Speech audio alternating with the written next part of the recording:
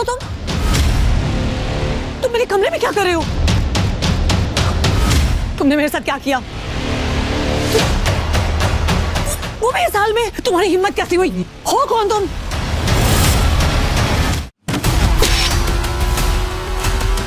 ज्यादा दूर भागे नहीं होंगे, उस तरफ देखो तुम लोग। संजय के हाथ में गोली लगी थी। वो और अभिनव रात के अंधेरे में एक पतली सी गली में छुपे हुए थे। अच्छा बेटा, जल्दी बाहर आ जाओ। अभिनव, मेरी बात सुन बेटा, तुम यहाँ से भाग जाओ वरना ये लोग तुझे भी मार डालेंगे। बाहर सड़क पर उनकी गाड़ी खड़ी थी और उसी गाड़ी के पास खड़ा था राणा। अभिनव, बाहर आओ बेटा। समझ के जिसने संजय को गोली मारी थी। नहीं पापा, मैं आपको छोड़ के नहीं जाऊंगा। जिद मत कर अभिनव। बेटा देख, मैं तो अपनी जिंदगी जी चुका हूँ। अब जो भी करना है तुम्हें करना है, सब कुछ तुम्हें संभालना है।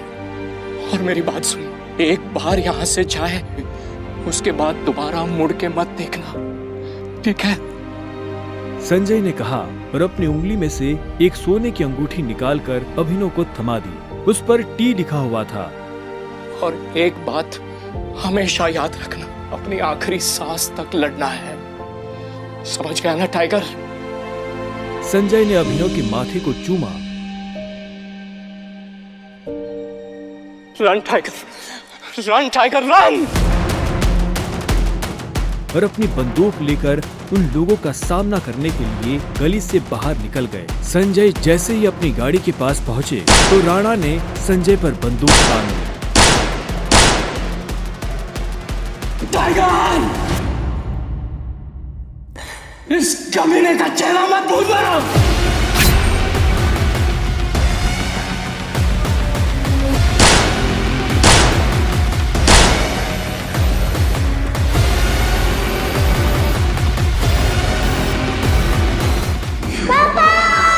अभिनव चिल्लाया और अचानक से उसकी नींद खुल गई।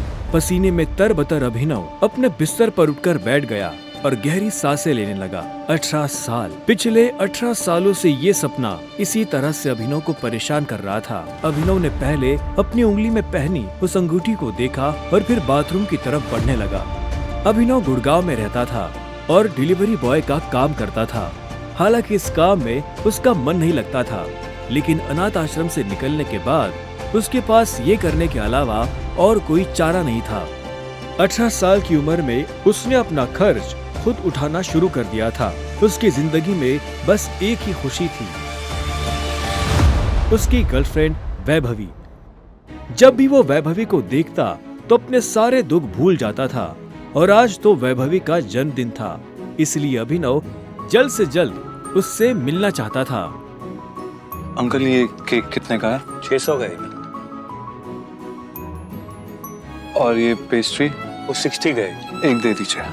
असल में अभिनव और वैभवी ने ये तय किया था कि वो पैसे जोड़कर अपने लिए किराए का एक बड़ा घर लेंगे, इसलिए वो पैसे वेस्ट नहीं करना चाहते थे। Thank you. Thank you. कुछ देर के बाद जब वो वैभवी के घर के बाहर पहुंचा तो उसने देखा वहाँ काफी रंगीन लाइट्स जल रही थी और वहाँ से तेज म्यूजिक की आवाज आ रही थी।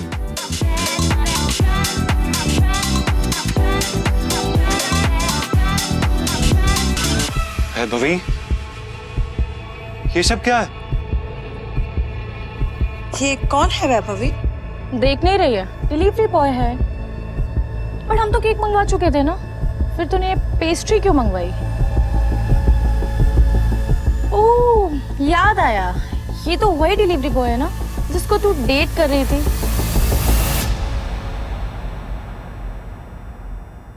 ओह कम ऑन यार वैभवी, तेरा स्टैंडर्ड इतना गिर जाएगा मुझे नहीं पता था। Babe, happy birthday babe. Abhinav Deven को अच्छी तरह से जानता था। वो एक बड़े बाप का लड़का था और हर वक्त वैभवी के आसपास मंडराता रहता था। देवेन को यहाँ देखते ही अभिनव का दिमाग खराब हो गया। उसके हाथ में एक बड़ा सा गिफ्ट था। उसके आगे अभिनव के हाथ में लटकी पेस्ट्री की थैली कुछ भी नहीं लग रही थी। मेरी वैभवी को छूने की तेरी हिम्मत कैसे? Stop it. दोस्तों, तुम लोगों को मेरे ऊपर डाउट था ना, मेरे स्टैंडर्ड्स पर डाउट था। अब बताती हूँ मेरे स्टैंडर्ड्स क्या है। मैं तुमसे ब्रेकअप कर रही हूँ। और नहीं तो क्या, बेचारी कब तक तुझ जैसे गरीब के साथ ऐसी आधी पेस्ट्री खाती रहेगी। साला तेरी हिम्मत कैसे? तेरी तो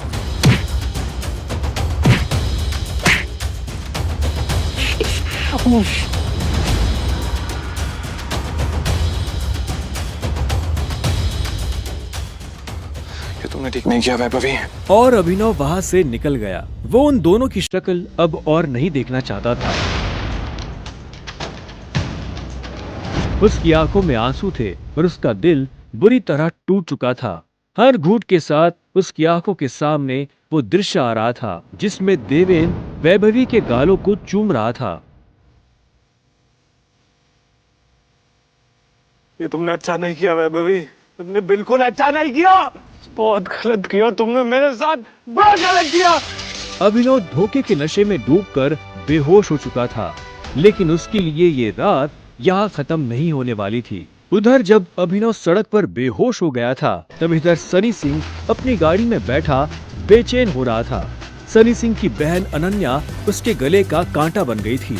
सनी अपने दादा हरदेवपाल सिंह की नजर में आने के लिए और अनन्या को रास्ते से हटाने के लिए कुछ भी कर सकता था, और आज वो अपनी गाड़ी में अपने आदमियों के साथ निकल पड़ा था अपनी बहन को सबक सिखाने के लिए।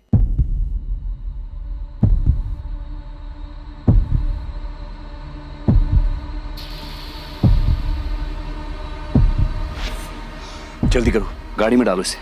सुबह होने से पहले अगर हमने इसको अनन्या के कमरे में नहीं डाला तो ऐसा मौका दोबारा नहीं मिलेगा। Quick quick.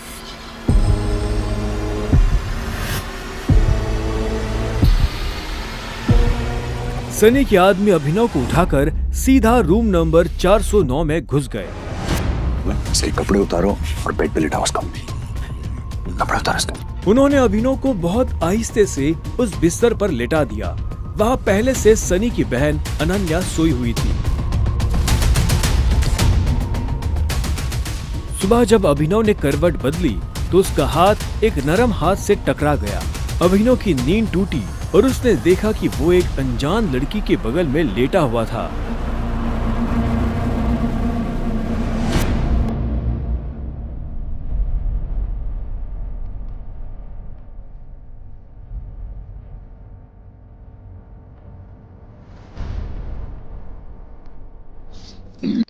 कौन हो तुम?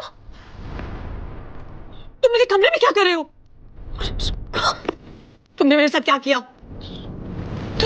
अबे नहीं, वो मेरे साल में। छी छी छी छी छी छी छी। शेम ऑन यू बहना। मुझे तो तुम्हारे कैरेक्टर पर हमेशा से डाउट था। इतनी बार मैंने दादाजी को समझाया, बोला, पर हर बार बोले मेरी अनन्या ऐसा नहीं कर सकती। लो, कर दिया तुम्हारी अनन्या ने ऐसा। अब पता है दादाजी को उनकी पोती की ये जो रंग रलियां चल रही है इनका से लाइव टेलीकास्ट दिखाने के लिए मैंने उन्हें यहाँ बुला लिया है। भाई मुझे नहीं पता, भरोसा करिए। क्या हुआ, कैसे हुआ? मैं जानती तक नहीं इस लड़के को, नहीं जानती भाई। मैं भी, हम दोनों के बीच में कुछ भी नहीं हुआ। नहीं। इससे पहले कि अभिनव सफाई देता, अनन्या और सनी के दादा हरदेवपाल सिंह कमरे में पहुंच चुके थे। उनके पहनावे से समझ आ रहा था कि वो बहुत अमीर आदमी थे। अनन्या को इस हाल में देख उनकी आंखें गुस्से में लाल हो गई थी। मुझे तुमसे ये उम्मीद नहीं थी। दादाजी, आप जैसा सोच रहे वैसा बिल्कुल नहीं है। अनन्या, तुम्हें अच्छे से नियम पता थे, फिर भी तुमने सारे नियम तोड़ दिए। नहीं दादाजी, नहीं। और तू?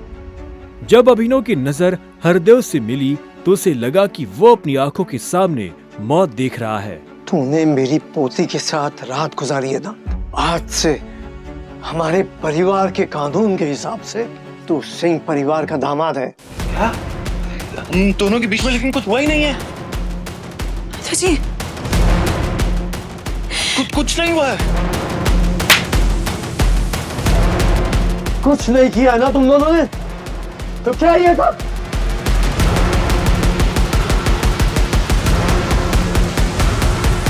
इससे पहले कि अभिनव कुछ समझे, हरदेव के आदमियों ने उसे मारना शुरू कर दिया था। अभिनव हरदेव की उम्र का लिहाज कर रहा था, इसलिए उसने अपने आप को रोक लिया था। अनन्या, इसे हॉस्पिटल भेज देना ताकि शाम को अकरम की पार्टी में आने के लिए ठीक ठाक से तैयार हो जाए। और याद रखना, मुझे शाम को अकरम की पार्टी में ये तुम्हारे साथ जरूर नजर आना चाहिए।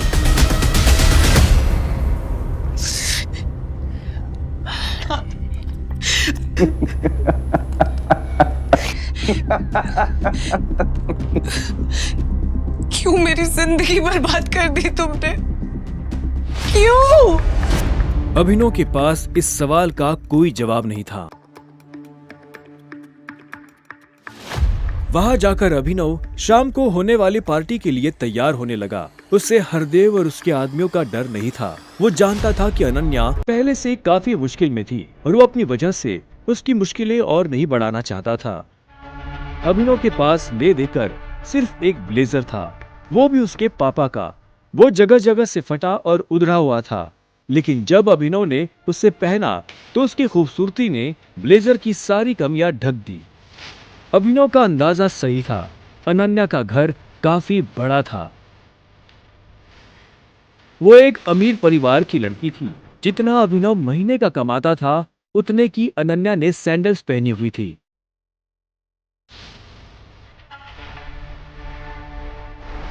अनन्या की आंखों में दिख रहा था कि वो अभिनव से कितनी नफरत करती थी।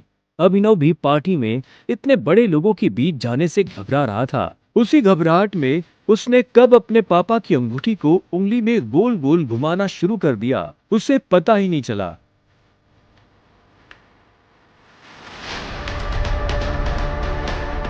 इस अंगूठी को उतार दो प्लीज, बहुत गंदी लग। सॉरी पर ये अंगूठी मेरा सब कुछ है।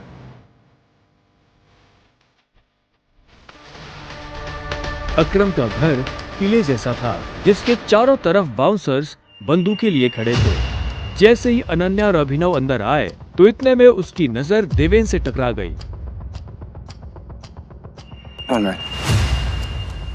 तू यहाँ क्या कर रहा है साले? अनन्या पागल हो गई हो तुम? इस सड़क छाप में ऐसा क्या देख लिया? किससे शादी कर ली? जुबान संभाल के बात कर। नहीं तो क्या कर लेगा तू? बोलना, क्या कर लेगा? देवेन भी तैश में आ गया। अभिनव उसके ऊपर हाथ उठाने ही वाला था। इतने में उन दोनों का झगड़ा देख पार्टी का ऑर्गेनाइजर अकरम वहां पहुंच चुका था। क्या हो रहा है यहाँ?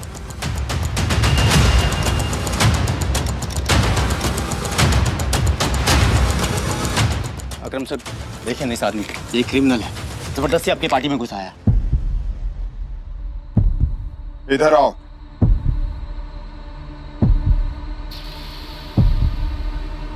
कौन हो तुम और यहाँ कैसे आए?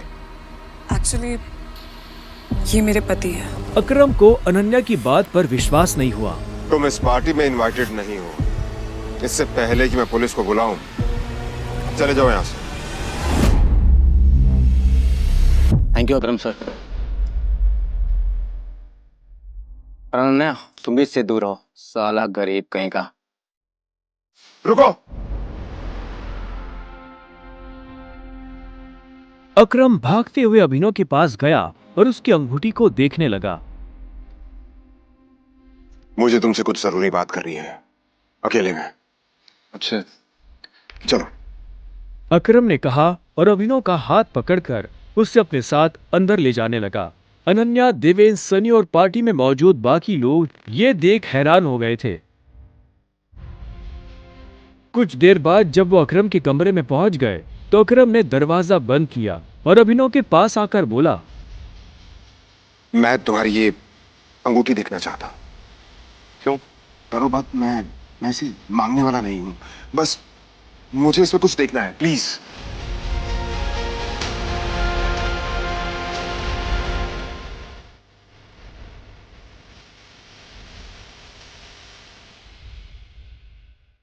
टाइगर?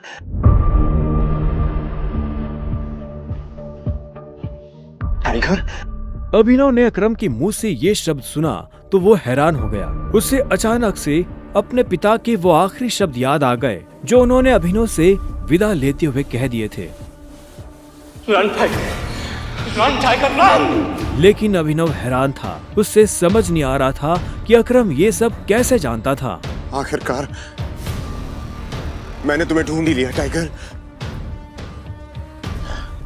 टाइगर? हाँ, पिछले 18 सालों से मैं तुम्हें ढूंढने की कोशिश कर रहा हूं। तुम हमारे टाइगर हो, हमारी हजारों करोड़ों की एम्पायर के वारिस, जिसे हम 3 दोस्तों ने मिलकर शुरू किया था।